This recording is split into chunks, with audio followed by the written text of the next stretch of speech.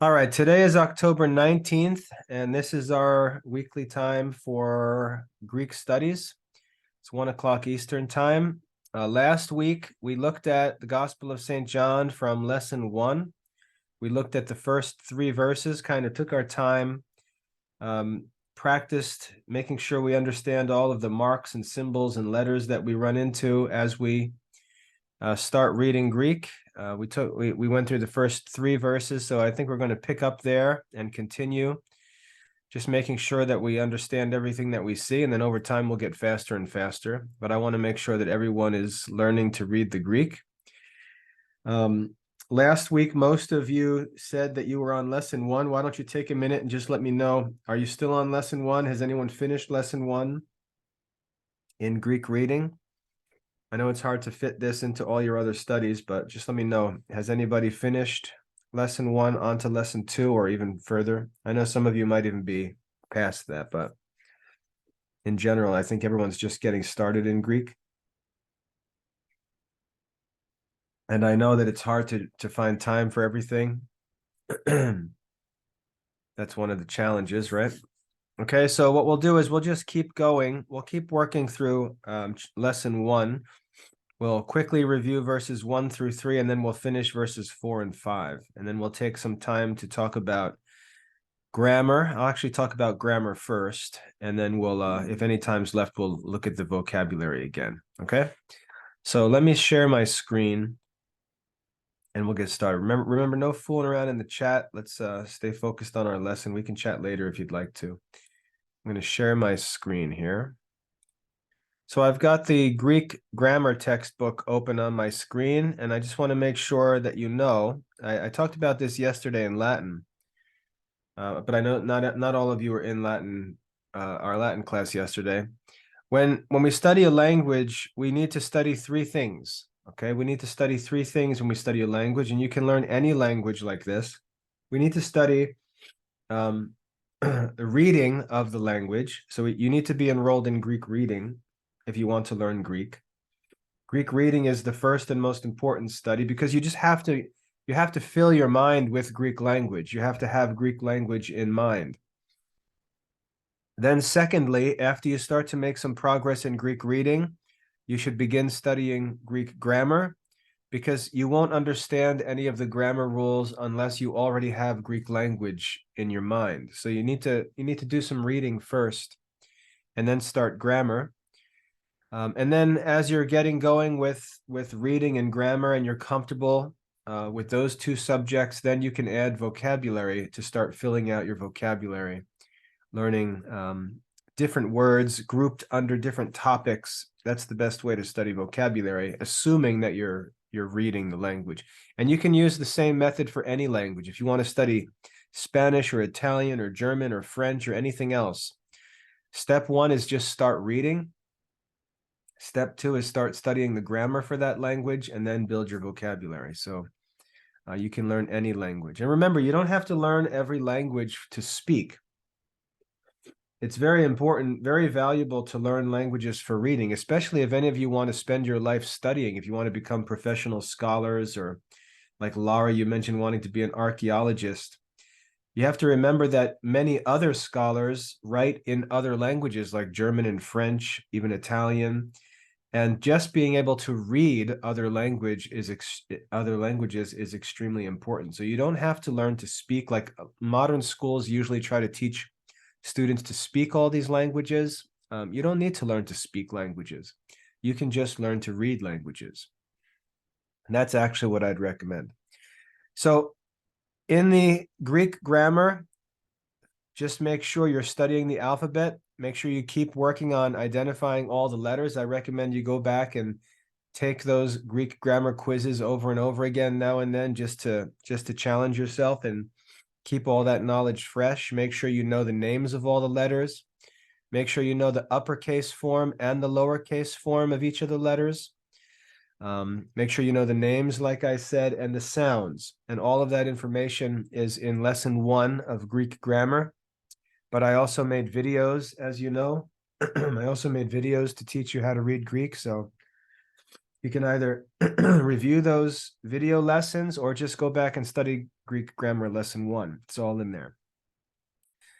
Then after that, there's a lot of information about the history of the Greek language, which is not really necessary for you, but might be curious. Like Lara sometimes will ask me about older forms of the languages and stuff.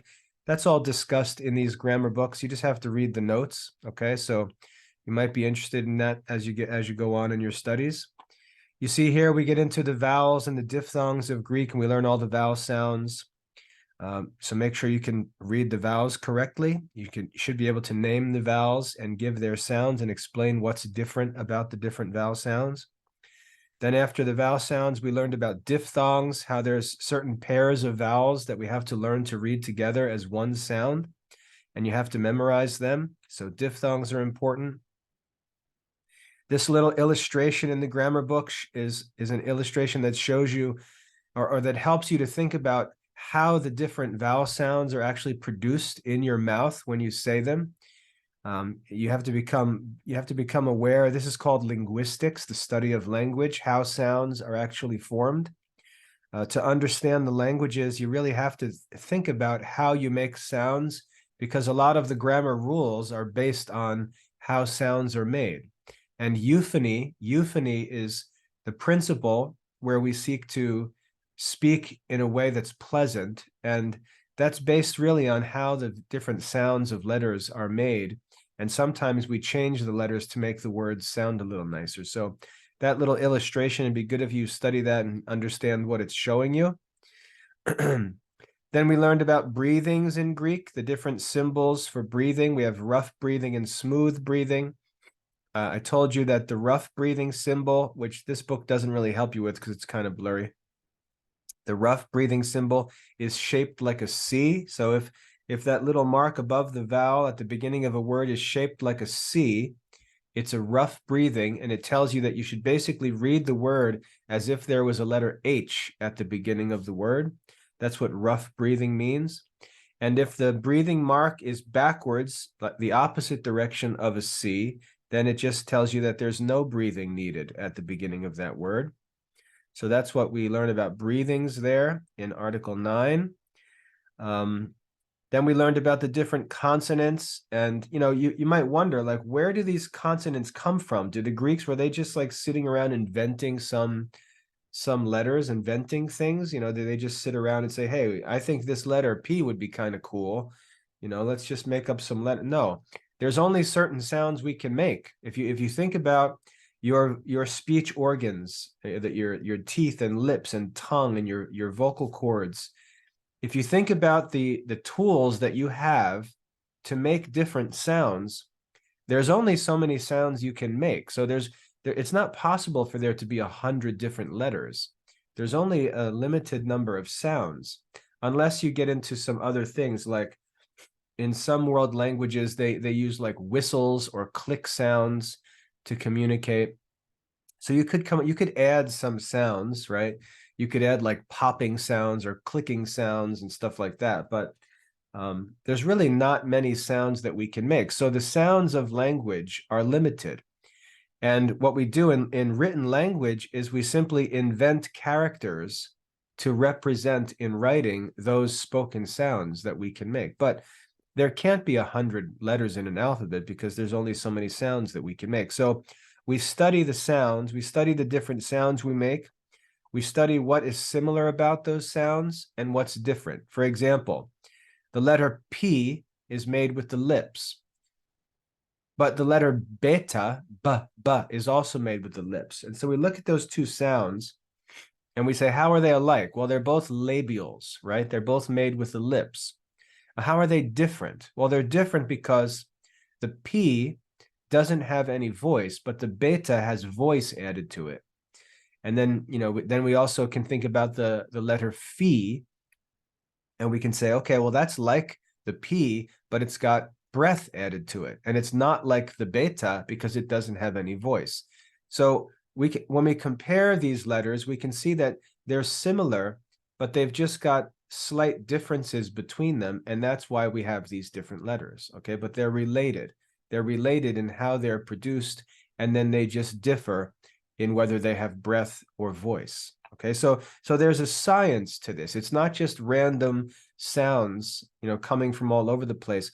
There's a science here. It's orderly, and you can understand it and think about it. The reason why this is important to understand the relationships between the letters and their sounds is because, again, when we start learning the language and start learning the different forms and how words need to change, the letters sometimes, or the spelling of words, will change, so that the letter will change, but it will change to one of the letters that is related to that letter, but different based on other parts of the word. So the important thing to understand is when you get into grammar rules, there's a science to it. There's reason behind it. It's not just chaotic rules coming from all over the place. It wasn't a bunch of annoying Greeks just sitting around making up rules just to drive everybody crazy. There's reasons for why things change. So we study the consonants, we go through those things. This little chart here in the grammar book shows you what I just explained. Shows you the letters that are related to each other and how they differ. So that's helpful. You need to make sure you understand that. Then we talk about all the different letters and the different kinds of consonants there are. Now, the reason why this is helpful is because if you have any speech problems, if you have trouble saying certain sounds or certain letters, you don't need to go to a speech therapist. If you study grammar, you can figure out what's causing the trouble with your speech, because it's just grammar. And you can figure out, for example, some little kids can't say the letter L. They say ya. Like they won't say yellow, they'll say yayo, right? And you can hear speech problems in students often. Or they can't say the letter R. They don't say R. They say wa, like it's waning outside. So you'll hear speech problems. Well, if you study grammar, you can learn what sound a student is having a hard time making. You can learn how that sound is actually made. And you'll see that the student, for some reason, the student's not making the sound correctly.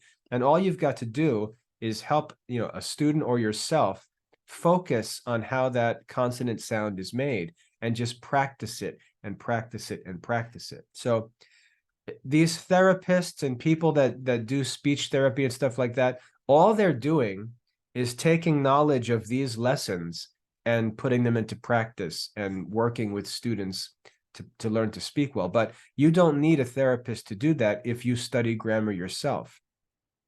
And you'll find as you go through your studies, we all have some kind of weakness in our speaking that we need to work on.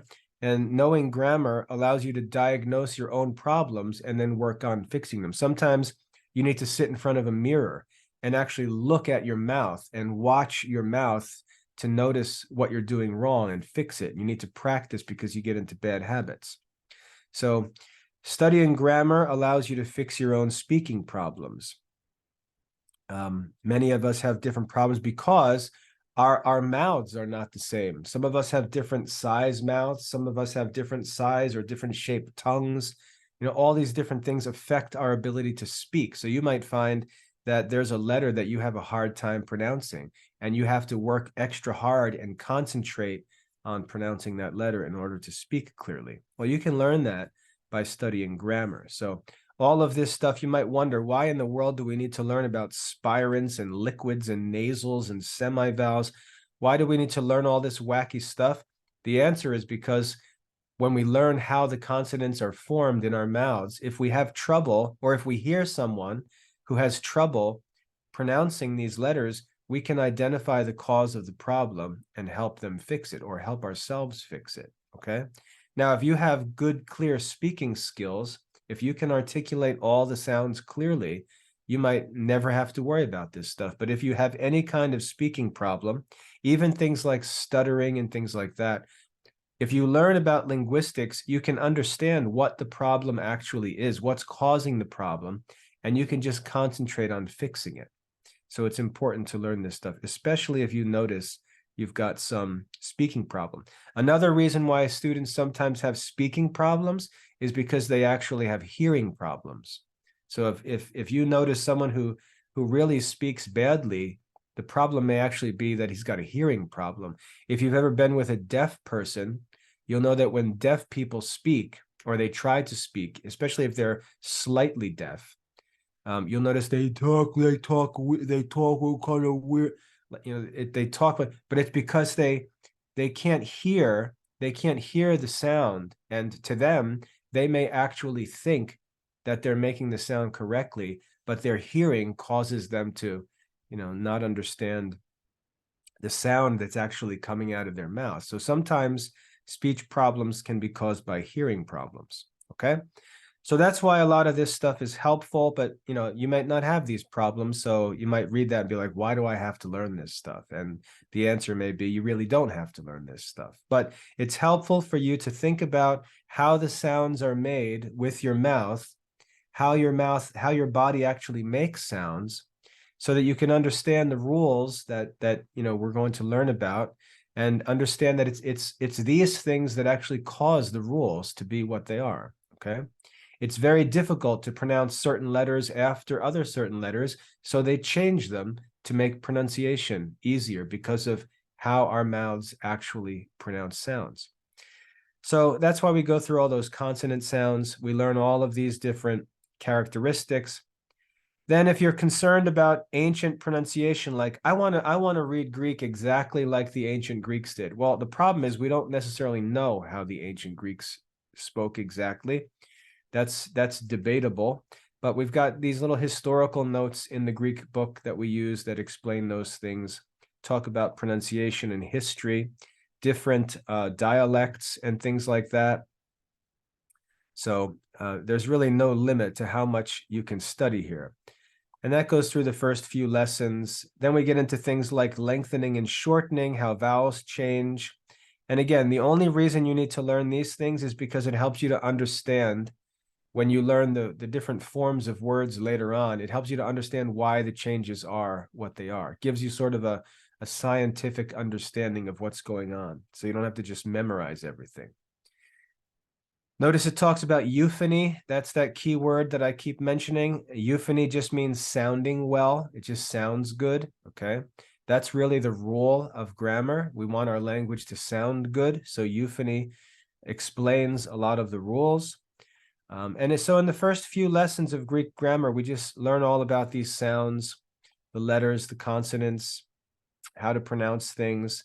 We have these helpful charts, which you don't need to study these things, but remember that this grammar book is called a reference grammar because you can always go back and look things up.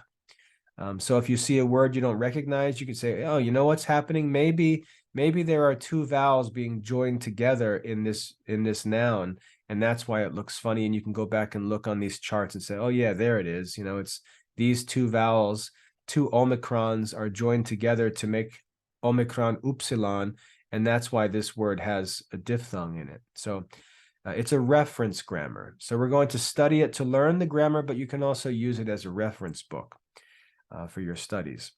So we go through all of that stuff, all of this talk about letters and sounds and forming words. And then eventually, when we get through all this euphony stuff, let's just get past all this. I'm sorry if I'm making you feel crazy by scrolling here. But when we get past all this euphony and all of this talk about orthography, right? Talk about letters and sounds, we eventually get to syllables and how to read the syllables, which you should know from my videos. I make that pretty simple. Quantity of syllables, that means long and short, how to determine whether a syllable is long or short. And that's important because you have to know that in order to put accent marks on the right syllables. So we learn about accent and where the accent marks go, and that's based on whether syllables are long or short. So all these lessons relate to one another. So in Article 149, we learn about the 3 different Greek accents. So as I go over these things, when we do Greek reading together and I talk about them, if you want to really dig into them, you just have to go get into the grammar book and you can read and even keep me accountable, make sure everything that I say is right, So you've got access to all of that. You just need to know how to use this book for reference, okay? We get through accent marks, and that probably brings us to the end of orthography. Let me just scroll through here a little more. This section on proclitics and enclitics. In English, we call them prefixes and suffixes, right? A prefix is a word that's added to the beginning of a word. A suffix is something that's added to the end of a word. We have proclitics and enclitics in Greek. It's the same thing, really. So it talks about that a little bit, forming words, punctuation marks. If you want to understand Greek punctuation marks, because they're not the same as English or Latin punctuation marks. For example, what we call a semicolon is actually a question mark in Greek. So if you're curious about punctuation marks, that's Article 188. And then part 2 here, Article 189, we get into etymology, the study of the forms of words. Okay, so I just want you to see how those lessons all lay out. All of that stuff, all of that talk about letters and sounds and accent marks and breathing, all of that stuff is Articles 1 through 188, part 1 of this grammar. And then part 2, the study of the parts of speech. You can see Article 189 is titled Parts of Speech. We get started with the parts of speech and their forms and all the declensions and verb forms. So all of that starts in part 2, okay? You should be enrolled in Greek grammar. Remember, in the Classical Liberal Arts Academy, you don't have to pay anything extra to add more courses. So it's not like in order to study grammar, your parents have to pay $3,000. You know, you can take as many courses as you want. So I recommend that you have Greek reading, Greek grammar, and Greek vocabulary all on your account active, so you can work through them and use this Greek grammar book as a reference as we get going to just review and study and look things up as you work through it. Okay. Any questions while we're on that? Any questions about Greek grammar? Yeah, I know it was a lot of scrolling. I'm sorry. If you're dizzy and starting to feel sick, I'll stop now. Any questions about Greek grammar? Any questions about any of that stuff? If not, we're going to get going with Greek reading here. Am I good to go? Are we good with grammar? Make sure you're working through those lessons. I'll try to make them as easy as possible. So good. All right. So let's look at Greek reading. This is the text of lesson 1, John 1, 1 through 5. Last week, like I said, we went through verses 1 through 3. I don't know if we got through all of verse 3, but I know we definitely did all of verses 1 and 2. And again, we're taking our time for a couple of reasons, not because this is difficult or anything. We're taking our time just because we're making sure that we recognize all of the symbols that are used and things like that. We want to make sure that all of that's clear. There are some letters that are tricky when you're first learning Greek. We want to make sure those things are clear. So it's good just to take our time and get this stuff figured out in the beginning. And then later on, when everybody's comfortable, we can move quicker. So verses 1 through 2, we have en arche ein hologos. Go ahead and tell me what that means. En arche ein hologos. En arche, just the highlighted part. En arche ein hologos. Tell me what that means. Very good, James. Very good, very good. Okay, in the beginning was the word. En arche ein hologos. All right, this second phrase, we have kai hologos ein proston theon. Kai hologos ein proston theon. What does that mean? We'll just go through this quickly. And the word was with God. Very good. Very good, very good. Okay, very good. Next, this last phrase, kai theos ein hologos. Kai theos ein hologos.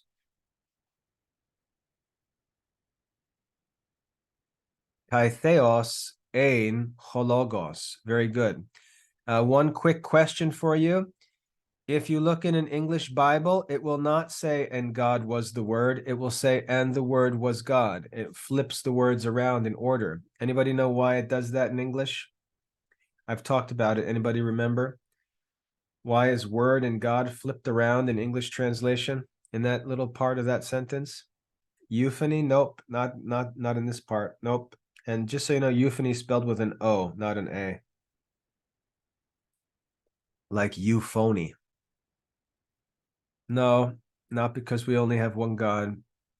The Greek literally says, and God was the word. But if you look in an English Bible, it will say, and the word was God.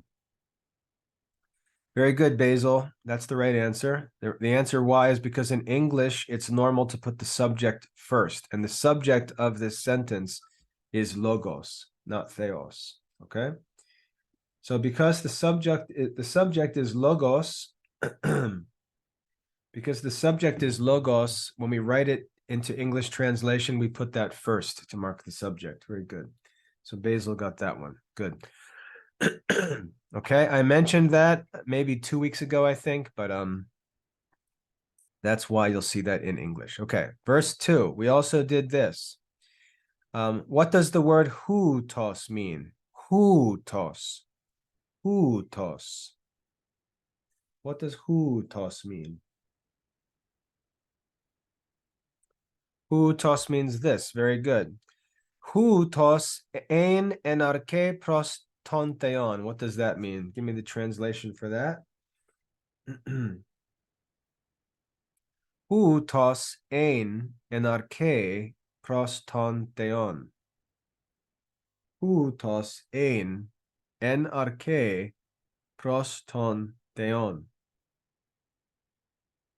This was in the beginning with God. Very good. Now listen, if you are not fast enough to type, and you get annoyed because some of the other students, blitz in here and type the answers and you can't type fast enough, it's okay. Just think about what you would type. Think about what you would have typed. And then when I tell you the right answer, you can know whether you got it right or not. So it's no big deal. So this was in the beginning with God. What is this referring to? It says hutos, this. What is this referring to? The word, very good. In this word arche, you see there's this little iota written under the eta there. This little, it looks like a tail. How do we pronounce that little iota there? How do we pronounce that? Very good. We don't pronounce that. Okay. All right, good. So that's verses 1 and 2. And again, if you're kind of lost as I go through this, it's okay because you can study that lesson by yourself and take your time, right? Study the Greek reading course, lesson 1. You can work through that little by little. If you've got any questions, you can ask me anytime. All right. Let's look at verse 3 now. And I think we started this last week. We might have finished it, but I don't remember. But let's go through it together. We have panta di autu. Yeah, I know we did this because I remember talking about the apostrophe here. Panta di autu egeneto. Panta di autu egeneto. What does panta mean? Quickly, let's go through the vocab quickly. What does panta mean? All things. Good. What does D, this D here, what does that mean? What does D mean? Through. Good. And remember, if you can't type fast enough, just think of the answer and you can test yourself and know whether you're right or not. All things through. What does autu mean? Autu. Good. All things through him or himself. Notice that word autu. If you think of the word auto, I'm going to type it real quick. If you think of the word auto in English, any word that has auto in it, like automobile, automatic, autobiography, what does auto mean in English? That word auto that's in so many different words in English, what does that word auto mean? Autobiography, automobile, automatic. Good, Victor. It means self. Good. Okay. It means self. It comes from this pronoun. It comes from this pronoun, autu. That's where you can see the auto right there. That's where auto comes from. It means self. So automobile means a car that moves itself. Automobile, rather than a car pulled by a horse, right? The automobile.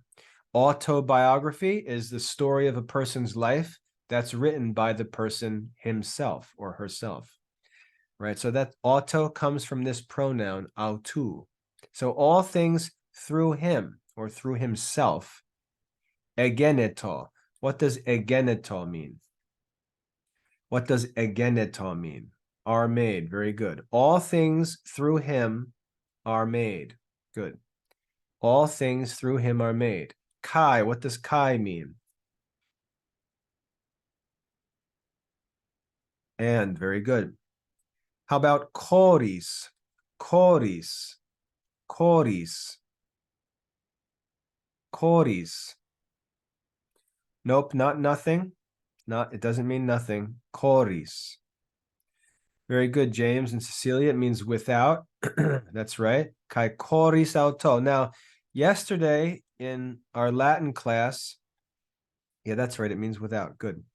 Yesterday in our Latin class, or actually a couple weeks now in our Latin class, I've talked about prepositional phrases where we have a preposition followed by a noun. Same thing is true in Greek. En arche is a prepositional phrase. Pros theon here is a prepositional phrase. And then here we have choris autou is another prepositional phrase. Choris is a preposition and it's followed by a noun or a pronoun. So choris autou. Choris means without. Those of you who study Latin, who can tell me what the Latin word for choris is? What's the Latin word for choris? Nope, not nihil.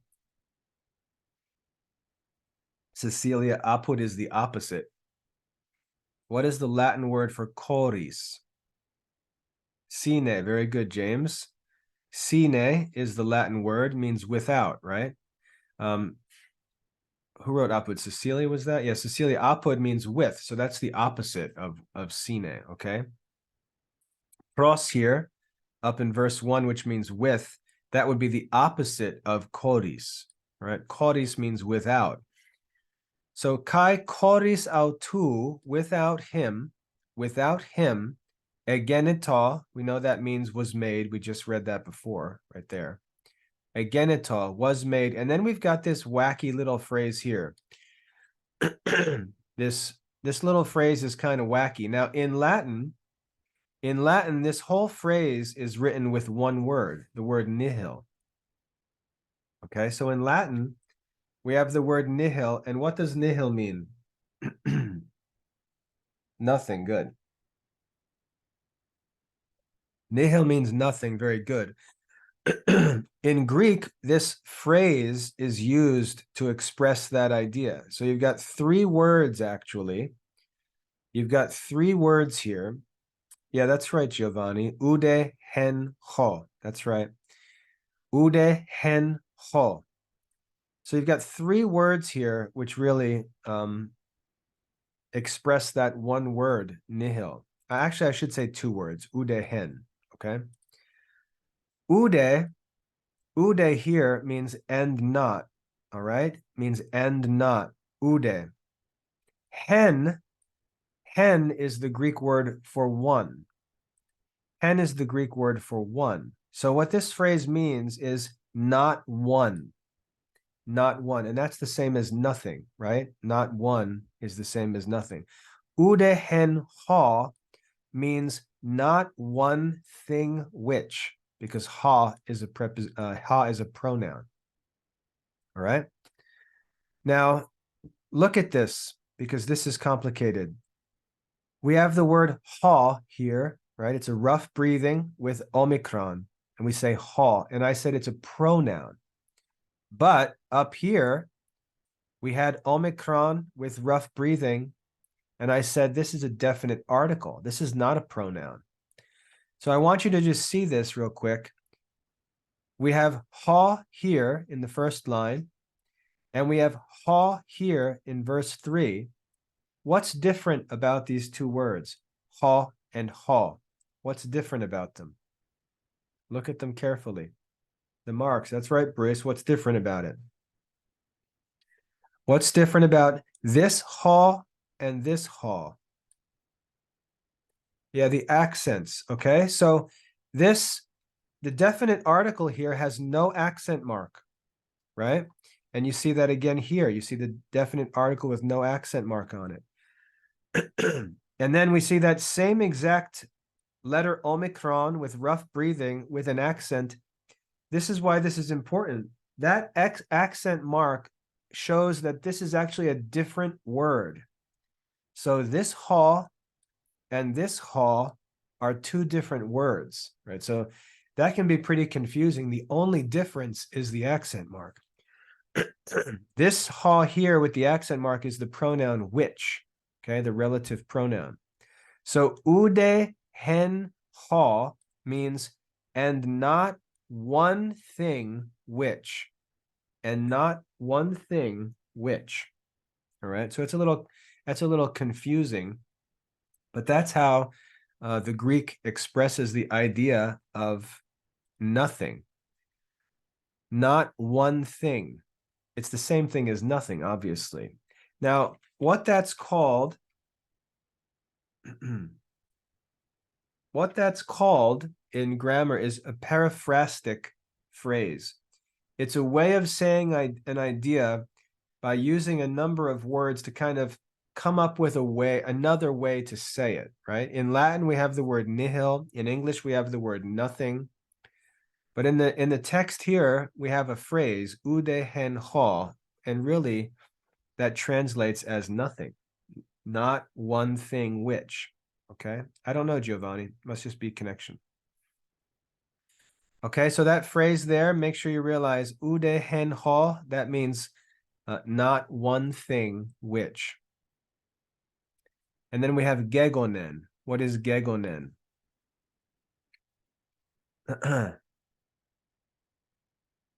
Gegonen. What is gegonen? Has been made. Good. All right, so let's review that because I know we're getting into some new stuff here. Kai koris autu egeneto ude hen ho gegonen.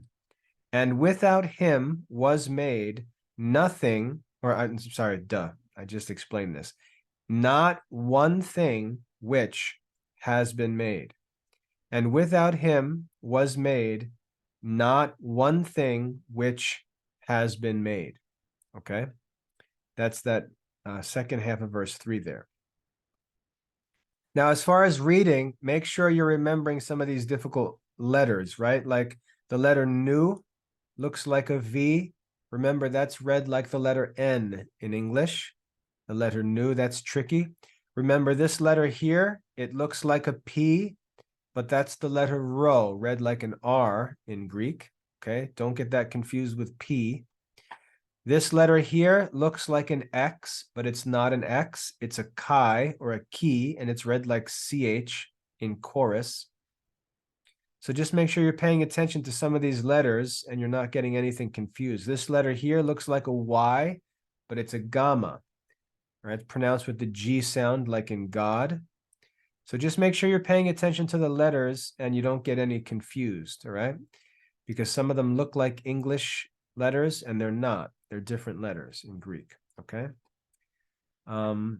James, I said, I think I'm more used to that as nu and not V now. Yeah, that's good, okay? But you just got to remember that when you're getting started. James, you've been in this a little longer than some of these other students, so I just want to make sure that some of these Greek letters aren't causing any confusion. All right? So practice your pronunciation. Verse 4. Let's keep going here. It's 143, so we got some time. Verse 4. This first word is N. N. We see epsilon nu with no breathing. N. Then we see auto. Auto. As I highlight them, practice reading it in your own head or, say it to yourself. And then you can check with my pronunciation, test yourself. En auto, this is a prepositional phrase. We have a preposition followed by a pronoun. En auto, in him, zoe. I think this might be the first time you've seen the letter zeta, okay? The letter zeta. Now, you might know someone, you might know a girl named Zoe, right? It's a popular name. I shouldn't say popular, more popular than we would expect it to be, but Zoe, Z-O-E, you might meet a girl named Zoe. I've met a few. They probably don't know this, but their name is a Greek word that means life. Okay, Zoe means life. Yeah, very good, Victor. So the name Zoe means life. En auto, Zoe, or Zoe, that means life. What's the Latin word that's the same as Zoe? What Latin word means Zoe? Very good. Vita. Okay, so Zoe and Vita are equivalent words. So Saint Jerome, when he saw the word Zoe, he translated it as Vita. Okay. En auto, in him, Zoe, life, ein, was. We've already seen this a few times up here, right? Ein, same word. In Latin, those of you studying Latin, the Greek word ein, what is that in Latin? What is ein in Latin? No, not in. Henry, you got to make a difference between en and ein. Okay, they're very similar, two different words. En is in, ein is erat. Okay. En auto zoe ein. In him life was. Kai and he zoe. Now, this is the first time I think we've seen this. He, we see he here. He is the feminine form of the definite article. Ha is masculine. So ha logos, we know that logos is masculine because the article used is masculine. Ha logos, the word. Ha is masculine. Here we see the feminine form, he. So he zoe means the life. Okay, kai he zoe, the life. So he is the same thing as ha, just a different gender. He zoe. Now, for those of you in Latin, if you remember in Latin, we had in ipso vita erat, et vita erat lux hominum. And that vita in Latin, we translate it as the life. And you might have wondered, why in the world do we translate vita, the life, in Latin? This is why, because in Greek, it has a definite article in front of it. You see that? So the translation in English, our translation of Latin is actually based on our knowledge of what's in the Greek. So you can see how all of these languages influence each other and how our translation of one language of Latin is actually influenced by the Greek, because the Greek is the greater authority, right? The Greek is the original text. The Latin Bible is just St. Jerome's translation of the original text. So we use the original Greek to help us to understand how we should translate it. All right. So we have he zoe, the life, ein, was, and then we have ta phos. So this is our first time, I think, seeing ta. Ta is the same thing as he and ha. Ta is the neuter form. Okay. So we've now seen all three genders for the definite article. We saw ha, which is masculine. We saw he, which is feminine. And now we see ta, which is neuter. It means the. That's right. Okay, ta means the, and it's neuter. And then we have the word phos, which means what? What does phos mean? Who can tell me what phos means? Light, very good. Now, phos is a word that comes into English, and we see it all the time. Phos. So if you think of the chemical phosphorus, it comes from this word. The genitive form of phos, photos, that's obviously where photo comes from. So photosynthesis, photography, all of these words that come from photo, they come from this word. No, Phoebus doesn't have photo in it. It's a B. There's no B in here. Okay, so photos, that word in English comes from this word. What does that mean again? What does photos mean? What does that mean again? Photos, what does that mean?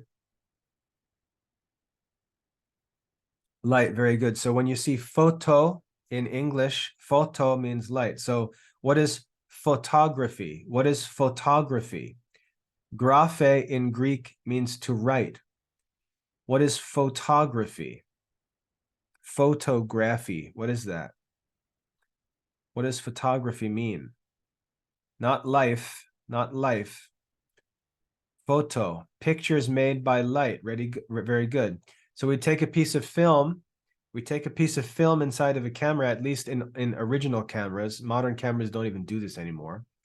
We take a piece of film and it's dark inside the camera, and then the eye of the camera, the shutter, opens for a flash and shuts. The light comes in, and the light basically writes on the film and creates the picture, and that's called photography, right? We're using light to draw a picture on film. That's what photography means, okay?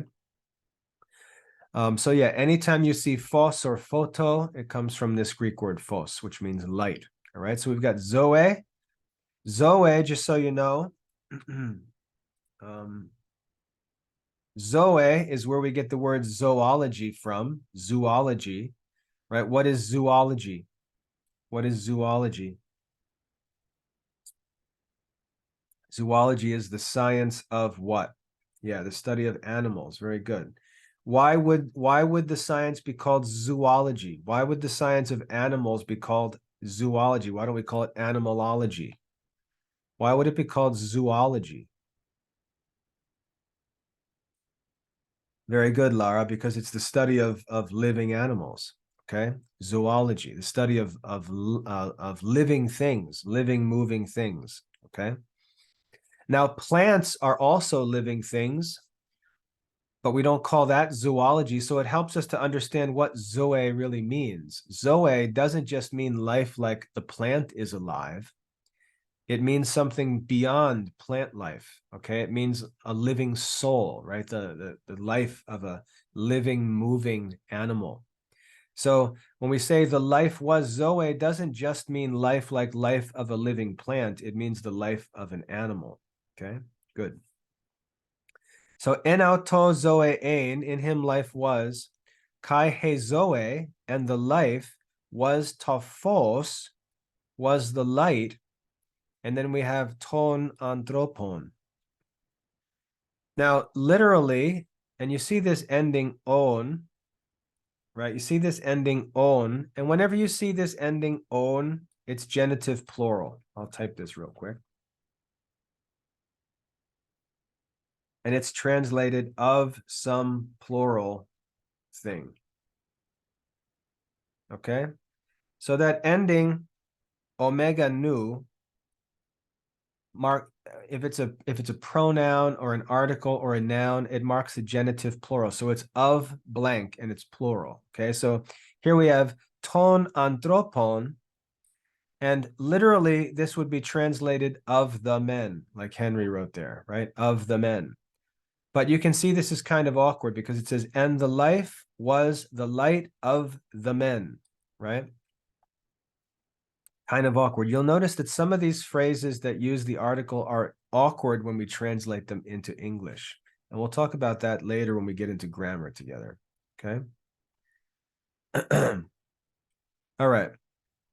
Just leave the chat alone. We don't have to know what happened. Just let it go. Okay. So kai he zoe. Follow me here on the Greek. Don't get distracted by the chat. Kai he zoe, and the life, ein tophos, was the light of the men, literally, of the men. Now we've got this word here, anthropon, and this is a cool word too, because in Greek, anthropo, we'll see words like anthropology. Okay, anthropology. Very good, Giovanni. Anthro, you left out the H though. It's A-N-T-H. Anthropomorphic. Good. Okay. Or there's another word, philanthropy, right? You can see in these words that word anthropo, right? Anthropo or anthrop. What do you think anthropology means? What do you think anthropology means? The study of man. Very good. Okay, so usually anthropology means like the study of human nature, the study of man, the study of human nature. All right. Then we've got this word philanthropy. Philanthropy.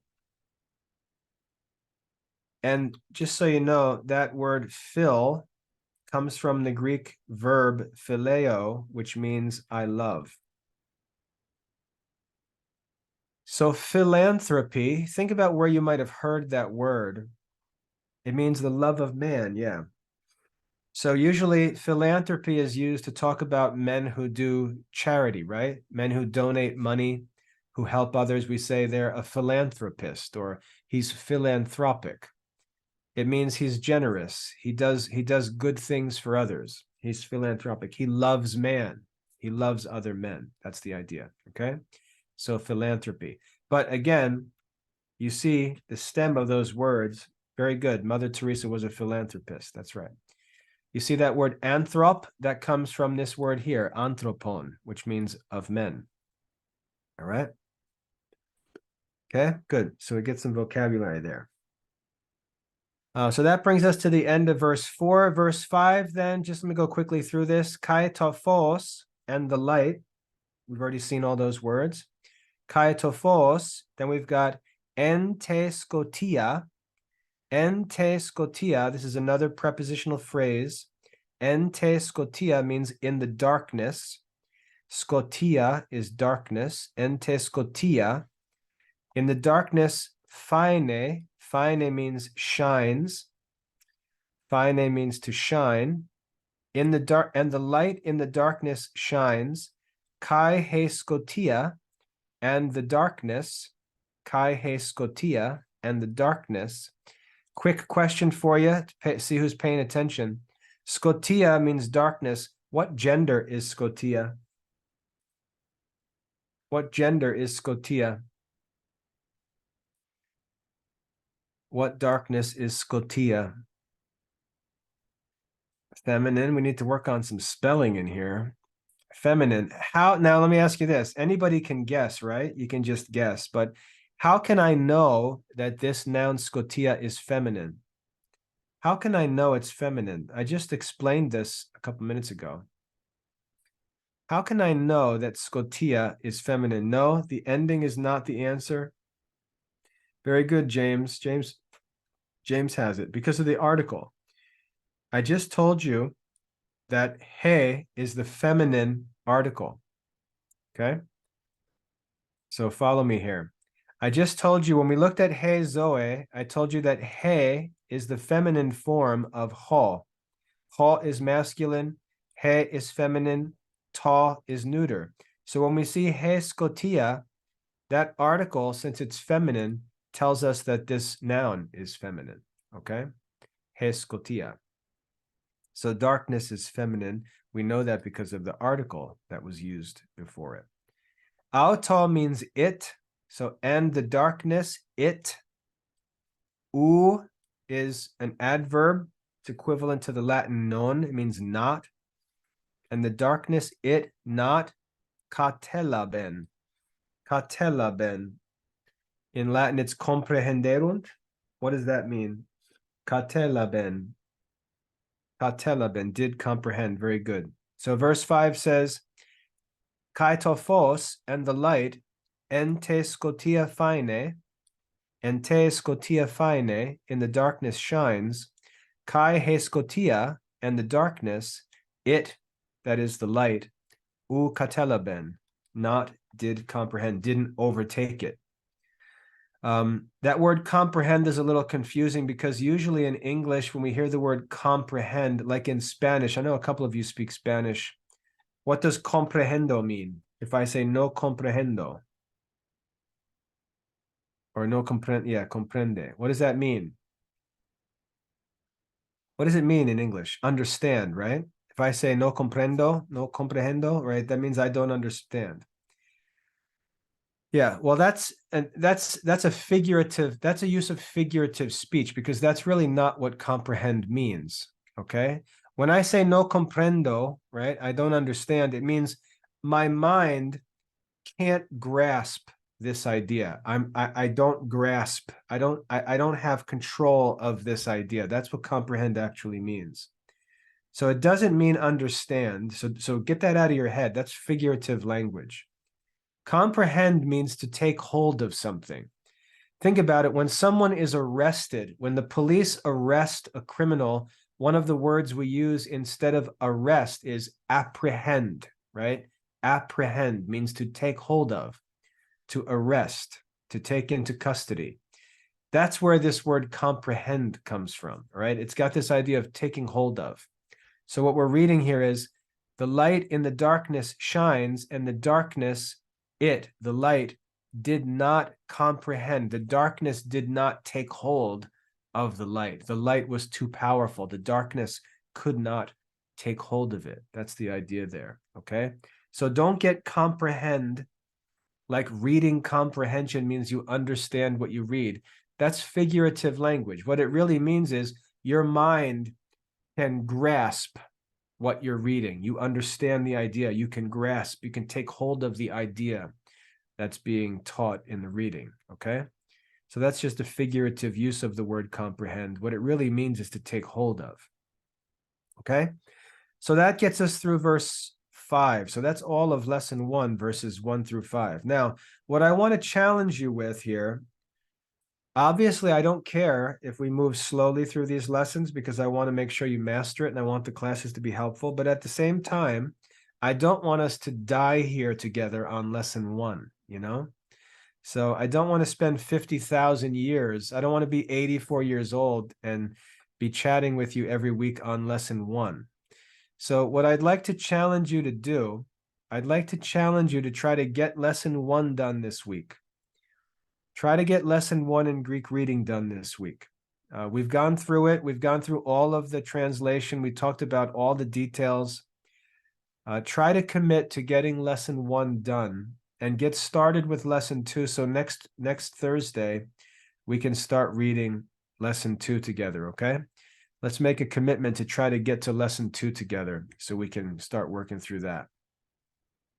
If you stay behind in lesson 1 forever, I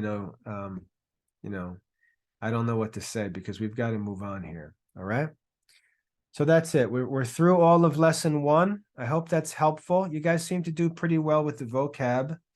I haven't given you a chance yet to read, so we're going to have to work on that one of these weeks. One of these weeks, we're going to have to take some time just to practice reading, okay? And maybe I'll let you turn your mics on and we'll just read a little bit together. Maybe next week. How about that? That's a good idea. Next week, we'll just take some time to read out loud, okay? That also gives you an extra week to get going with lesson 2. So 2 weeks from now, we'll get started with lesson 2. Next week, if you want to, I'm not going to make anybody do this because I know when I was a student, I used to hate when teachers called on me when I didn't want to do things. So I have to practice the golden rule. But if you want to try reading, I'll let you flip your microphone on. You can practice reading the whole thing, verses 1 through 5 for us. And then we'll, make fun of you and criticize you and stuff like that when you make mistakes. And actually we'll just be helpful, okay? So next week, if you want to read, come ready to read. We'll give everybody a chance to read and make sure everybody's understands what's going on, okay? Any questions today? That's all we're going to do for today. It's already after 2. Next week, and if I forget and if I start, rambling on lesson 2, just remind me that I said we're going to read next week, okay? Any questions before we go?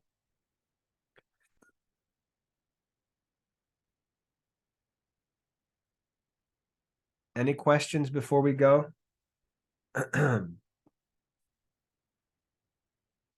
All right, Zoriana, thanks for coming. No questions, we're free to go then. Let's wrap up here. I'll just hang out, make sure there's no questions. Thank you all for coming. It's good to get to see you all. So I will see tomorrow, English, writing, reasoning, and rhetoric at 1 o'clock. And if you're not with me then, I'll see you next week, okay? I'm fine, Lara, just so you know. I feel fine. Totally fine. Just got a little sniffle, that's all. All right, so tomorrow, writing, reasoning, and rhetoric. Yeah, we'll have some fun. All right, so that was great. I hope that was helpful. I'll see you guys tomorrow or next week. If you have any questions, just email me anytime, all right? God bless.